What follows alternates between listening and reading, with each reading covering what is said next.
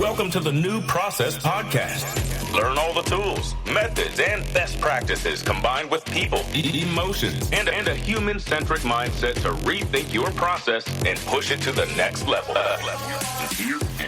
And here is your host, Mirko Kloppenberg. Yeah, welcome to episode 41 of the New Process Podcast. Today, we're going to find out how to successfully implement process mining. Therefore, I'm talking to Jean-Marc Erieau. Jean-Marc is working at Mann & Hummel as Director, Process Mining and Execution Management. Mann & Hummel is a leading global company in filtration technology. Under its two business units, transportation and life science and environment, Mann & Hummel develops intelligent filtration and separation solutions that enable cleaner mobility, cleaner air, cleaner water, and cleaner industry. Jean-Marc has been working for Mann & Hummel for more than 9 years in different supply chain positions, and he was an expert in Shanghai until COVID-19. Today, Jean-Marc works in Mann & Hummel's headquarters in Ludwigsburg, Germany. Before joining Mann & Hummel, he worked for different other companies, always with a focus on production, distribution, logistics, and supply chain management. And fun fact, just like me, he studied at Baden-Württemberg Cooperative State University, but he studied business administration while I studied business information systems. But anyways, in this episode, you'll learn how the BPM and process mining setup at Mann & Hummel looks like, what the initial trigger was to think about the application of process mining, how Jean-Marc convinced his top management to invest in process mining, how they did proceed to implement process mining overall, how they are driving a single business process mining use case, and what they are doing afterward to operate a process. And for sure, we'll talk about what they did to get the people excited about process mining. So enjoy the interview with Jean-Marc Erieau. And now, let's start to rethink processes. Yeah, Jean-Marc, it's great to have you here in the New Process Podcast. I think it's already a while since we agreed upon recording this episode, but I listened to a podcast interview where you've been guest at Christoph Pacher's State of Process Automation, and I just thought we have to share this story with the English-speaking process community. So, Jean-Marc, welcome. It's great to have you here. Thanks a lot for having me. Yeah, very cool. I'm super curious to learn more and to ask my own questions because the episode with Christoph was already super interesting. I'll put the link into the show notes. So for the ones who are speaking German or able to understand German can also listen to that episode. We try to go even deeper here today. But before we start talking about processes, what do you prefer in an aircraft, aisle or window seat? I take the aisle seat. Okay, why? Because it's faster to get out. Yeah. Okay. Are you flying a lot or? No, if someone is sleeping on the window side, on the aisle side, and I'm sitting on the window side, so it's a little more complicated to get out. That's why I prefer to sit on the aisle. Okay, very good. And what is your favorite airport? I would say it's Frankfurt. Why? Really? Yes. Yeah, it's a simple reason. I was living in China for 3 years from 2017 to 2020, and coming back to Frankfurt was always like coming home. Okay. And that was a reason why Frankfurt is always being back. Yeah. I mean, very nice airports, Singapore, even Shanghai. I like them a lot. Or if you look, Bangkok is also a nice one, but it's more emotional to go back to Frankfurt. Yeah. Okay. That's true. I always had this feeling when I entered a Lufthansa aircraft. Wherever I was around the world, entering the aircraft was already like coming home. Yeah. That's also true. Lufthansa flight. Quite often I flew back with Air China. But going back with Lufthansa is also starting to get home. Yeah, that's true. Nice. Okay, and what was the best process you have ever experienced? The best process? Maybe also what comes to my mind is ordering something at Taobao or JD.com in Shanghai, because it was so seamless. It was just ordering your stuff. In the morning, you get it up to noon or 11 o'clock in the morning. You see even the driver on the street bringing your package to your compound and your house. So that was so simple done and very transparent. That's something I really liked. Okay. Yeah, that's cool. Very good. And how would you describe your relationship to processes? I mean, processes have been always somehow part of my life or my business environment. I'm a logistics operations guy. Mm-hmm. So I started with logistics in 1997. Since then, I had various roles in logistics. I was also doing some SAP implementations, but whatever I was doing was somehow, of course, linked to processes. So getting somehow the material through your organization, through your production plant to the customer.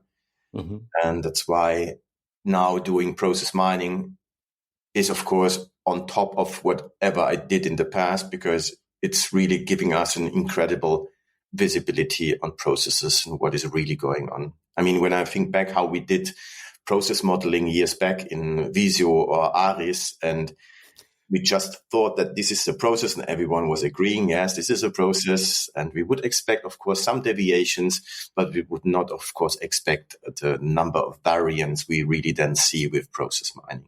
So this is really, for me, really a game changer. Yeah. Okay. Yeah, for me too. That's so true. Okay, cool. Then let's go deeper into the direction of process mining. But before, I think it would be good for our listeners to get an understanding of how Mann & Hummel looks like. Mm-hmm. So how is the company organized? What kind of business units, locations, legal entities? How does it look like? Mann & Hummel is a family-owned business. Mm-hmm. We do 4.8 billion in revenue. We are now 82 years old and located in more than 30 countries with more than 80 plants. And we produce any kind of filtration systems. So we produce for especially transportation, like oil filters, cabin air filters, liquid filters. But we also produce air filters for example, surgery rooms, or bus stations, or we produce filtration for water. So wherever you use a filtration or a filter, the chance to see something which was produced by Mann & Hummel is quite high. Okay, that's interesting. Actually, I wasn't really aware of the company and the products before. But yeah, Mann & Hummel maybe is not the brand name. We are well known as Mann Filter. So when you go to a shop, then you see our boxes, oil filters in green and yellow. So this is very, everyone knows it, at least in Germany. We have brands like Purolator, like Wix in the US, where we are quite well known as a brand. Yeah. Okay, cool. And when did the company start with process management? So was there already an approach before you started with process mining, or? We are running SAP since, I think, close to 25 years.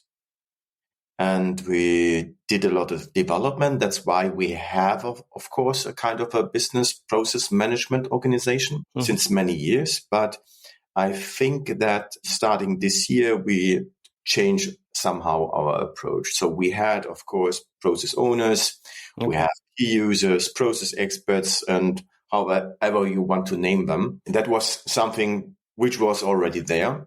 But maybe we had to rearrange it a little bit. And that's exactly what we did starting with last year. I must say that the process mining initiative was a little bit faster. So means faster set it up. And then the idea of attaching the business process management organization was something which came then up later in the discussion.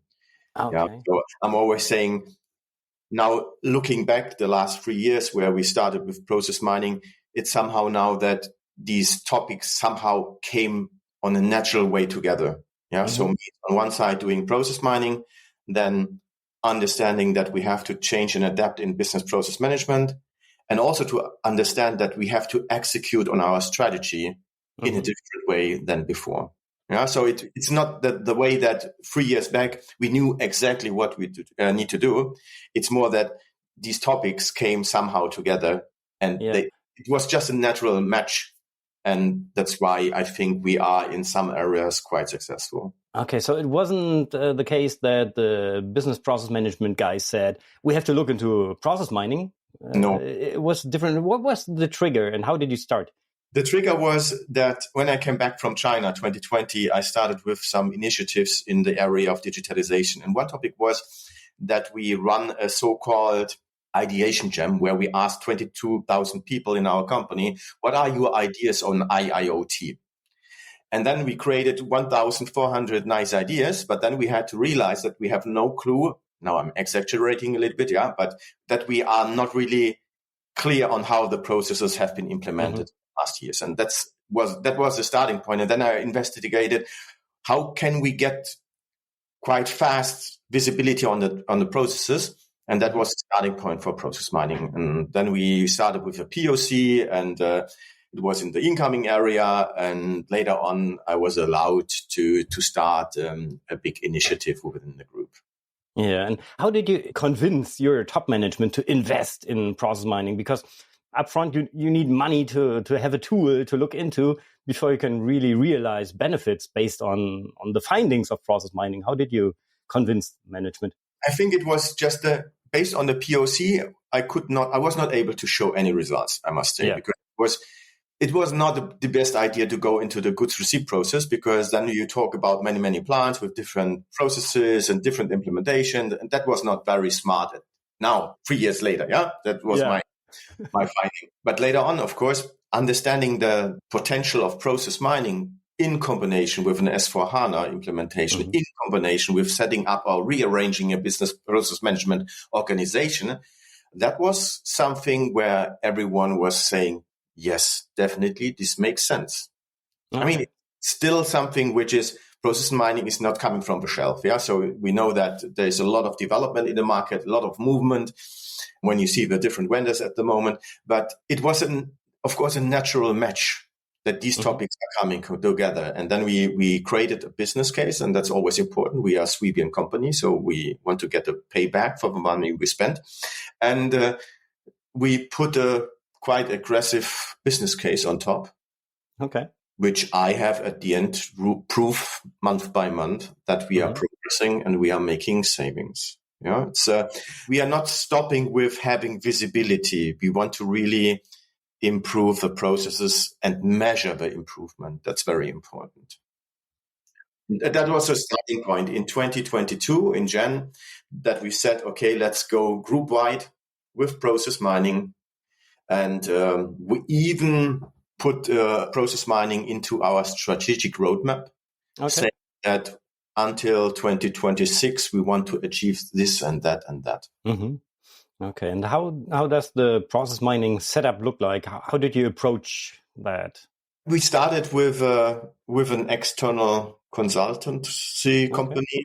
And it's known that we are doing this with Celonis, and we started with Accenture. So that was the starting point to ramp everything up, to be very fast in implementation, and same time to set up a center of excellence. So that's something we started in 2022 in March. And I would say 12 months later, we had a team of 8 to 10 people doing front end, back end, and value tracking. Okay.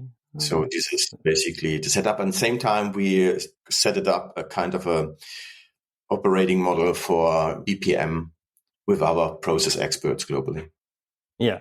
Okay. And how do you approach the different initiatives now? How do you find the topics to work on, the processes to mine and so on? It's that we have on a regular basis workshops with the business. I push, of course, the vendors a lot to give more ideas, to give more use cases. So that's my understanding of being a vendor and a solution provider. So there's a lot of discussion, but it's needed, I think. So it's like a healthy heat between us to create new ideas, to look into new cases. And that's exactly what I'm doing, basically. I'm always trying to find new opportunities in the processes together with the business to have additional use cases. We manage a kind of a pipeline in front of us. And as long as I have enough use cases in front of me, everything is fine. I would get into problems, of course, if my pipeline would run low and there are no ideas. And that's something, of course, I would like to avoid.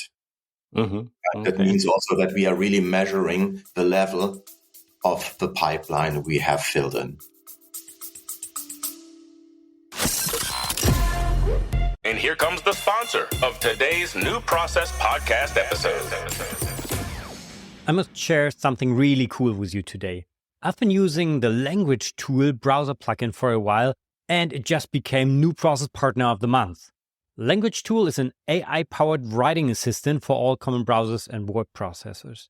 I use it a lot for writing my emails in the Outlook web app, and even more interesting, I'm using it in my process modeling sessions directly in all web-based BPM tools. So while mapping processes, Language Tool continuously checks my writing. Errors will be underlined in different colors. Language Tool highlights spelling and grammar errors as well as comma placement in several languages. It automatically detects in which language you are writing. It marks style issues and offers suggestions for improvement. You can even ask for synonyms or let the AI rewrite your text by double-clicking. So it's super easy, just click onto the underlined words and get suggestions for improvement. Language Tool makes writing for detailed descriptions of activities and process super easy, and the workshop participants are always curious to see what Language Tool brings up as ideas for improvement. It works perfectly in the browser without the need for administrator rights. You can use its free version, but I truly recommend using the premium version for advanced grammar and spelling checks and even more suggestions. I really love it. To try it out, just go to newprocesslab.com/language tool. Yeah, okay. And what do the people say out there working in the processes? How do you get these people excited about process mining? Or are they excited, or what do they say? I would say that everyone is excited having a first touch with process mining. Yeah. Okay. So I would really say 95% are very surprised, astonished, and can't believe what they see. Even if you tell, okay, I make here an update every day or every hour, and you get the data more or less in close real time. And so I would say everyone has a buy-in.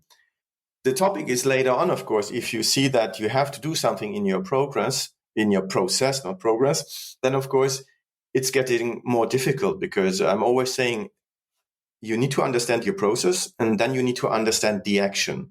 If you have no clear picture on the action, there's no value behind, because the value comes only if you act on the process.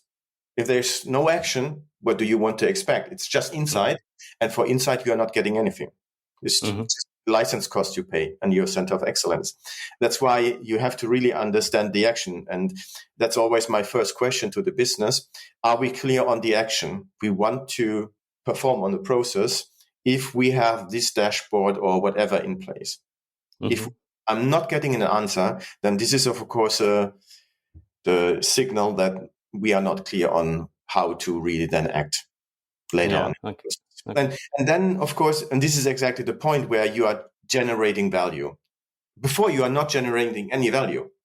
Just having the insight, it's nothing. I mean, it's interesting, of course. It's what I wanted to know since the last 10 years, maybe. But you need to act on the process. If you are not acting, you will see no values wherever you want to look. And then it's getting, of course, difficult, because then we have a strong governance in place. So we have a kind of a strategic execution management platform where we hand over the use cases to the business, and I align the opportunity and the savings with the business.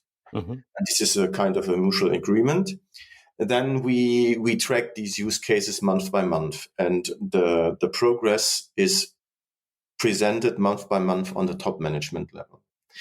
This brings, of course, visibility in both directions. So if everything runs fine and you show progress, everyone is happy. But if you don't show any progress, then, of course, you are having, of course, the same visibility. And then you need to answer, of course, why we are not moving forward. Is it maybe because we miss the resources in the business? Is it because we maybe underestimated the effort? Is it maybe because you totally underestimated the value behind, or overestimated the value? So that could be also happening, that you think that could be the value behind, and then you start and you want to take action in the process, and then you see, okay, maybe the validation was wrong or whatever. So this could happen. That's why I'm always trying to have multiple racehorses in the game, because if one horse is maybe not performing as expected, I have maybe a second or third one, which hopefully generates some value. Yeah. Okay. And how did the overall perception of processes change when you started with these activities? So looking into the past, I'm not sure how well processes were perceived by top management, by the ones being accountable for the process, like the process owners, and by the employees working in the process. Did that change the situation now? How do you think, do the people think about processes? I would say that it changed in that way that people are now accepting that processes might run different compared to the way they think they run. Yeah. No, because this is also something people need to learn, that maybe their expectation or their idea of how these processes are really running is not the same like the reality. And for example, when I started, there's a very simple use case. It's D&I, delivered not invoiced, means you send something to the customer and you, for what reason you are not invoicing to the customer. Yeah. And if you would ask, of course, finance, controlling or operations guys, and you would say, okay, are we sure that we are invoicing everything? Everyone would say, yes, of course we are invoicing, but we are not. There are situations where invoices get lost, technical interfaces, whatever. And this is something you just need to first accept.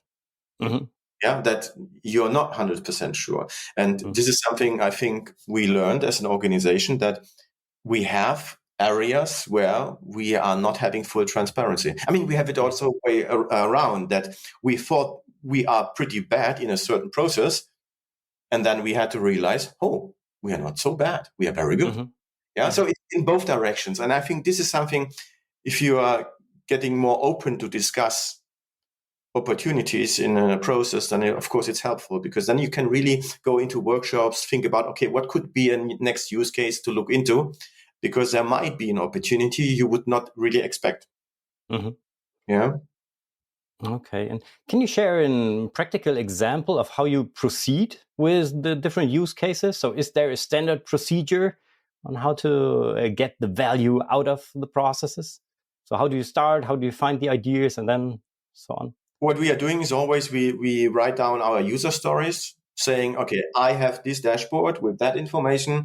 Then I would later on perform this and that on the process. Yeah. And that's something we always write down. And then based on this, we are calculating the savings we expect. And we look into cost saving, revenue increase, or labor efficiency increase. These are basically our cost categories.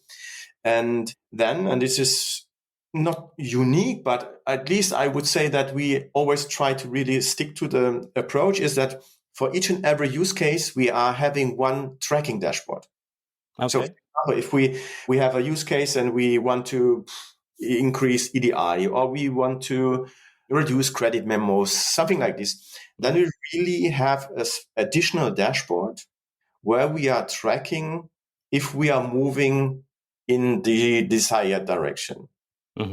Yeah. And by doing this, of course, we can then really see day by day if we are moving forward or not. Okay. And that's something we really try to, we are running it for every use case, I would say. Yeah. There's not one case where we are not measuring the progress. Yeah. Because then it's really a data-driven approach. There's you could have, of course, the wrong measuring point. Yeah. So it could also happen. Or you might have a baseline where you're comparing to, and then you cannot really say 100% that your action is really paying into the improvement compared to the baseline. But this is how we measure our progress, and there's at the end not too much to discuss. Yeah. So this is the progress. You see it. And if you are not progressing, we need to explain. Okay, so from a practical perspective, you send one of your experts from the Center of Excellence to the business, and then they do workshops, or how do exactly? Exactly. This is the way. So we are running, also this week, we are running with our purchasing team a workshop to get a deeper understanding on additional use cases they might see. So we did already workshops where we, as a Center of Excellence, are coming to the business saying, okay, look here, this is a catalog of different use cases. Do you think that there's something in between you can use? But we are also doing it the way around, that we are asking, dear business, please tell me, do you have some pain points? Do you have some issues where you might see opportunities for us with Salonis or process mining to get some improvements done? It could be a kind of an automation. It could be, of course, some Incoterm topics, whatever, that we are then filling up additionally the pipeline.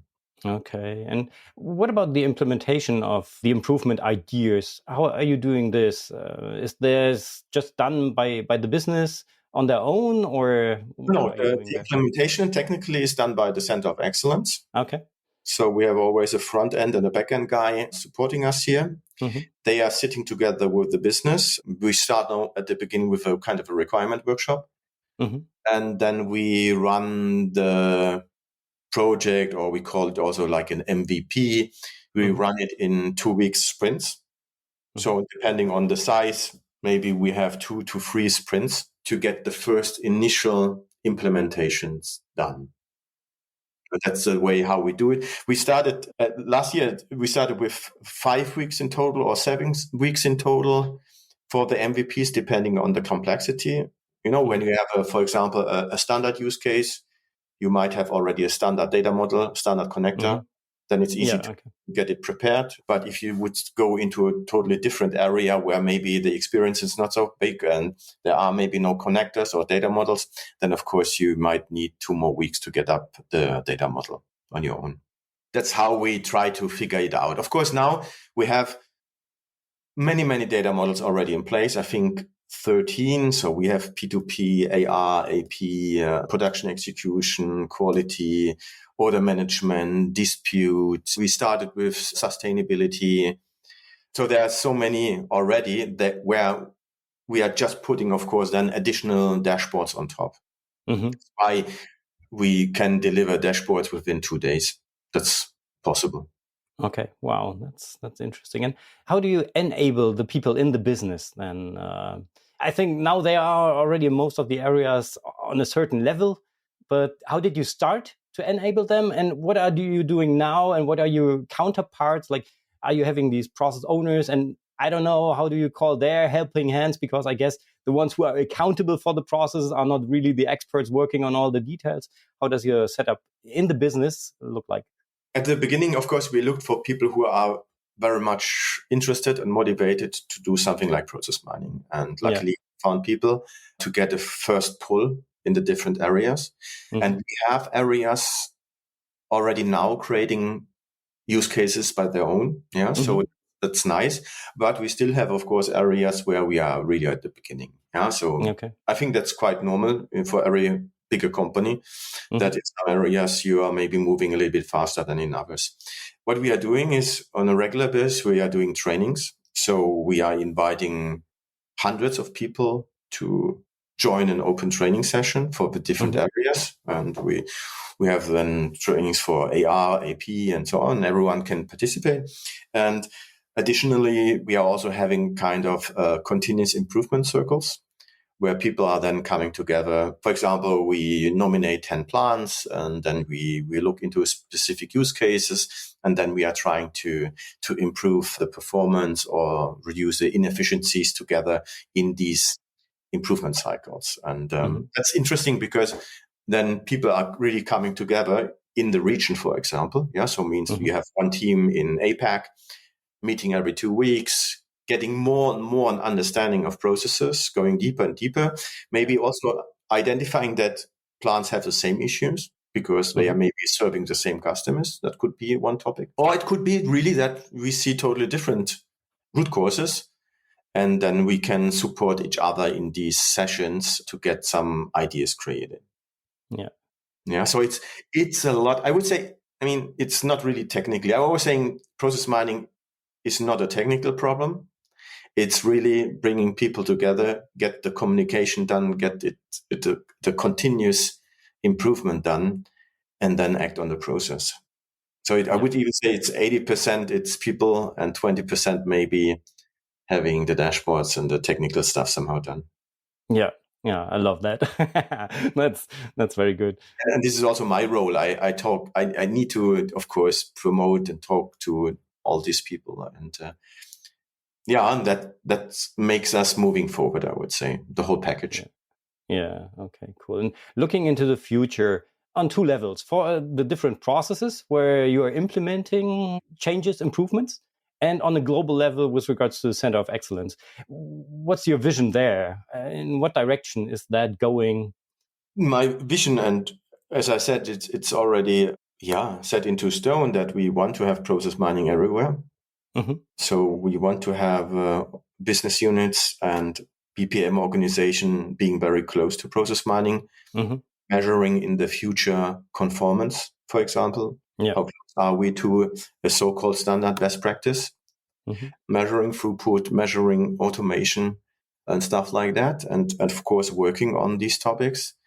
We are starting now to look into object-centric process mining. Mm-hmm. Because, I mean, if this is really running, and I'm saying really running because let's see if we really have every data in a one data model and get everyone really in a performant way. If this would be the case, then this is a totally game changer in my understanding, because that would allow us, of course, to navigate in whatever processes and dimensions we would like to. And this, as I said, this would be a game changer. But it would be also, of course, a kind of a huge requirement to such an organization, because if you start with thinking transactional, then you move into end-to-end processes, and then you maybe move into an object-centric approach where you put everything together.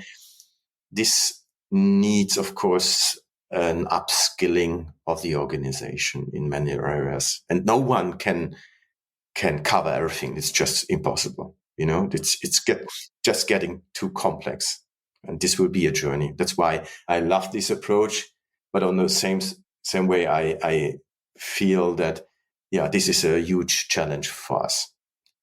Yeah, and for all the other companies, of course, also. That's true. And on a specific business level, what are you expecting there? What will happen with regards to process ownership and the experts working on the processes in the future? What are your expectations there, and how are you facilitating to get into that direction? As I just touched, it's that we start to measure, of course, conformance. Mm-hmm. That's one starting point to really look into the processes end to end. Yeah, because this is something we maybe not did in the same way in the last years. So this is how we want to bring it into that direction. And what we also see is that now going a little bit away from process mining, or process is maybe the tool to the framework to measure it, but we are talking about a lot of different technologies. So it could be an AI bot in between. It could be an OCR tool. It could be something which is reading your emails to get something triggered. So there's a lot more to come in direction of these GPOs and GSA. GPO means Global Process Owner, GSA Solution Architect, which is covering the IT side. And this will be very interesting for these people, because the technology is so fast at the moment. The topics popping up there in the processes. It's not only SAP. It's not a BPM tool. There are so many topics which needs to combine together to get a kind of a cutting edge process. And that's why I think this is a really interesting time at the moment where we are looking and moving into. Yeah, absolutely. I fully agree. And this is what I'm doing a lot of research on at the moment, to find ways on how to enable these people who are responsible or even accountable for business processes to find new ways on how to rethink their processes, and always taking the people into account. Yeah, exactly. And it is really, I mean, when you think about all these technologies, and it's not only technology, you need to then know a little bit about change management, because you need to act in the process in your organization. You also need to understand the business purpose. So what is the impact of your time approach? How much working capital can you impact? What is the saving? What is the resource you need or you take out? So it's getting to a more holistic approach, that you need to be not an SAP transactional expert. You need to be an expert for a whole process with a lot of technology and the ability to bring the change to the organization. Yeah, and that's why I'm saying this is it's not a simple role. No, absolutely not. No. And I think it's still often underestimated by the organizations how important it is to invest into these kind of people working in and on the business for a specific business process and supporting them from a center of excellence, for example, and so on. Yeah, and that's why I think process mining is, of course, delivering exactly the visibility to explain a little bit the need. Because if you then realize that you have thousands of different implementations or variants in your process and so on, then of course it's easier to explain to an organization why it is needed, why we have maybe an impact, why we can save 10 million of working capital in a certain process by doing something. Yeah, absolutely. Yeah. I'm super thankful that process mining gives us this opportunity to make it really visible what is going on, because in the past it was just painting or mapping processes without a relationship to the real business, to the real numbers. It was often just the picture of the experts, but no data connection there. And I'm super thankful for that. I mean, last week we had a S4HANA transformation workshop running 3 days, and Bill van der Als was also giving a speech, 30 minutes to the whole organization. And his starting point was also, BPM is dead. Someone was a few years ago, I don't know, saying that, giving this statement. And then he also said, no, the topic of having now BPM combined with process mining is really then leveraging this approach and can really help to get it done. I mean, the idea of BPM is, of course, totally valid, but maybe now there is a tool which is really helping to underline the need really in a data-driven approach. Yeah, absolutely. Cool. Wow, that was super interesting. To wrap it up, what would you say is your key message to our listeners with regards to the people, to rethink processes, to get the people excited and so on? I would really say start early with process mining. No, because the thing is, this process mining is only a starting point, as an entry point into the change. It's not that you make a dashboard and you see your process. No, it's that you make on top automation, that you then go into deeper topics, that you have maybe later on operational dashboards where organizations are directly working day by day in the dashboards. It's a totally game changer. That's why I'm saying if you don't think too long to use process mining. If the German Mittelstand is, I have a lot of discussions with other companies at the moment because they approach me to get some feedback, and there's a lot of hesitation, and I ask myself, okay, why are they hesitating? Because they have to do it anyway. I mean, if you want to digitalize your process, how do you want to do it if you are not using process mining? I mean, there is no other technology. There is nothing. So you need to start with that technology, whatever vendor you are choosing, but you need to go into process mining to support the BPM organization to digitalize the process. Otherwise, it's just not possible. Yeah. So when you can now, the question I'm always saying also within our group, we can discuss when we start with process mining, but we cannot discuss if we start at all. That's not a valid question. Yeah. Yeah. So true. Yeah. But it's often hard to get into this topic and to start thinking in processes, because that's often the hurdle, I would say. But if the people understand, especially the management understands, hey, it's in the end, it's all about processes, then you can dive right into it. Yeah, for sure. Yeah, I mean, when you look into the initiatives in Germany or in Europe, the bigger implementations of process mining, there's always a person who is, of course, driving these initiatives. So I think it's always important that you have someone who is driving the initiative. You have also to have someone in the top management, in the board, who is supporting that initiative. And then I think in that combination, it can be successful. If you don't have someone on top level, then don't start. It's just a waste of energy. If you don't have someone who is really then trying to push the initiative through the organization, whatever comes, then it's also difficult, Yeah. And if you want to drive it out of IT, for example, only as an IT project, it will also not be successful. That's at least my thinking here. And you need to have a kind of, now I'm also sitting in IT now because of the initiative, but I would say I'm still received as a business person because I was doing logistics since many, many years. Yeah, that's very good. Okay, cool. I could go on for hours, but with regards to the time, where can our listeners learn more about your activities? Oh, you can follow me on LinkedIn, of course. Yeah. As you know, I'm posting on a regular basis, or at least I try to post.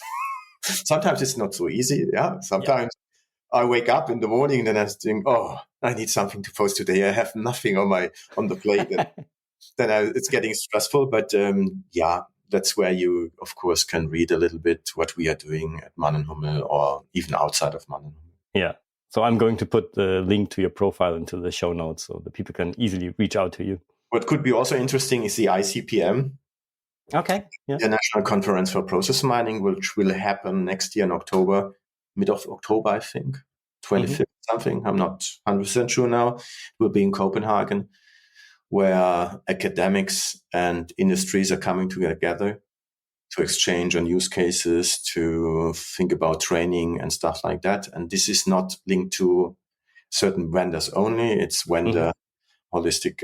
That could be also a nice event people can join and see also what's coming up in the next years in academics, where academics are doing researches. And when you think about Gen AI and all the topics at the moment which are discussed everywhere, of course, that's why I'm saying it's very impressive time we are in. We can learn a lot at the moment. So you are going there, and you're also presenting, or hand in papers, or no, I'm also presenting there. I was there also now 1 or 2 months back in Rome. Yeah, and I will be there again in Copenhagen. Yeah, cool. That sounds very good. Nice. Perfect. One question I always ask my guests is, do you have a recommendation of which tool, method, or expert I should have a closer look onto to get new ideas on how to rethink processes? So it doesn't have to necessarily be related to process mining or business process management. Could be anything. So what topic or expert would you recommend to have a closer look onto? No, I don't have something specifically in my mind. I'm just thinking about our execution process when it comes to strategy. I think it's very important to get visibility on progress, whatever you do. It could be setting up a BPM organization, could be use cases you want to generate value. It could be that you want to make training and increase adoption rate or whatever. But you need to measure it and bring it to the top management level. And because then I'm sure you will get the support you need. So therefore, it's not a specific tool, but you need to make it transparent to the organization. Okay. Yeah, that's really important. That's true. Okay. So we already landed our aircraft today. But before we leave the aircraft, is there anything else you would like to share with our listeners? Did we miss anything, or? I already touched so much, I would say. Yeah. If you are not using process mining so far, go into it, look into it. There are even solutions where you are not paying any money for. That's why I think there is a kind of an urgency behind to get this done. If you want to really digitalize your processes, if you want to move forward, if you want to have a kind of a cutting edge compared to your competitors, then you have to go into that direction. There's no way around. You cannot do BPM in the way we did it maybe 10 years back, with having a brown paper and then trying to explain a little bit what's happening there in the processes. That's why I'm saying there is a kind of an urgency behind. Yeah. Okay. Thank you for these great closing words. How would you describe your flight experience with just 3 words? First of all, it was fun, of course. It was, as you said, there is so much content, I would say. We could really discuss this, I think, for hours. And no, I like it. And I always like to talk about process mining, of course. Sometimes I'm using the hashtag sharing my passion, because this is really something where I have a lot of fun and where I think companies can really have an impact. Yeah. And that's why, it's not 3 words. So, fun, excitement, and really passion. Wow. That's perfect. Jean-Marc, thank you so much for being my guest. And I'm really looking forward to go deeper in this conversation some point in the future, maybe at the New Process Conference in April next year, or maybe in Copenhagen. We'll see. So, Jean-Marc, thank you so much for being my guest. Have a great day. Bye-bye. Thanks a lot. Talk to you soon. Let's recap today's New Process inspiration. Yeah, that was super interesting to learn more about Manin Hummel's approach to implement and to operate process mining. And I really like Jean-Marc's recommendation to start early with process mining. So in my experience, process mining is doing an impressive job to really show the process. Yeah, make it visible based on data, and it gives you the opportunity to quantify potential benefits of improvements. I mean, it's not that you start with process mining on day one of your process journey. I would always recommend that you first have to think in processes. You have to identify the process and the respective people and so on.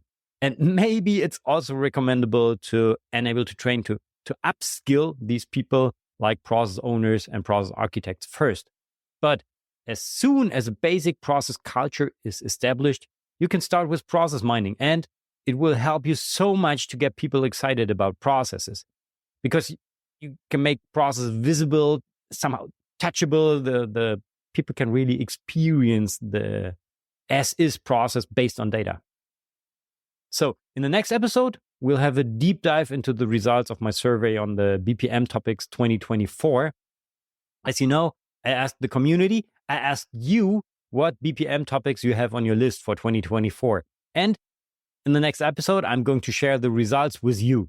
And I also asked some of the BPM thought leaders for their top BPM topics 2024. So this will be also part of the episode. And thank you so much for participating in the survey and posting your topics. They will be integrated for sure.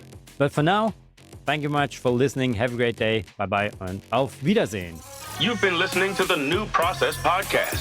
Make sure to subscribe so you don't miss the next episode for more tools, methods, and best practices to rethink your process and push it to the next level. Thank you for listening.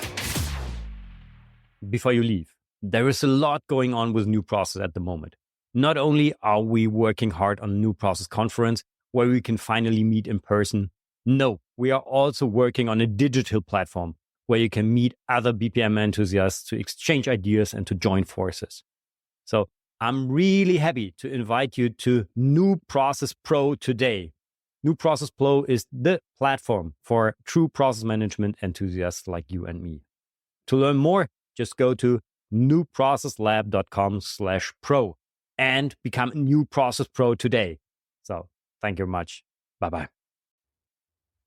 And one more thing.